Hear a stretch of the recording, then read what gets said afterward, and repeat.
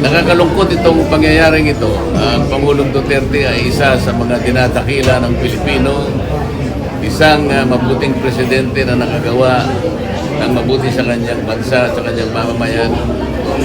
Yung kanyang pagdurog sa mga gumagamit ng droga ay isang pamamaraan ng isang presidente para isagawa niya, alam niya na makabubuti sa kanyang bansa.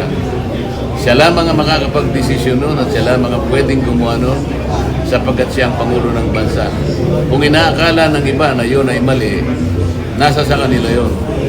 Pero ang presidente ay malaya sa kanyang gagawin sapagkat siyang nakakaalam ng kabutihan ng kanyang mamamayan. Ngayon, yung pagkakahuli sa kanya, hindi ko alam kung anong authority and under what authority it was done.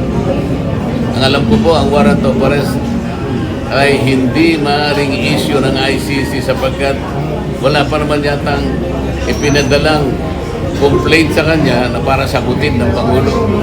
Sa makatwid, kung walang warrant of arrest at sa ilalim lang ng red notice ng ICC o ng Interpol, medyo questionable, kaduda-duda yung paraan kung bakit ang dating Pangulo ng bansa ay kanilang takpin, hulihin. Hindi po mabuting patakaran ito at hindi ko rin nakikitang magandang senyales kung ang pag-uusapan ay yung inaasam nating pagkakaisa.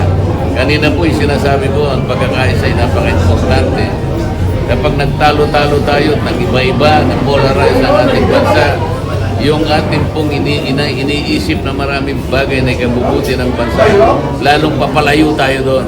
At ngayon, kung talagang totoong inuli siya, isa na naman pong senyales ng pag-aaway, ng dibisyon, ng pagkakabahagi ng Pilipino. Nakakalungkot, kung hindi man nakakatakot ang kanilang ginawang ito.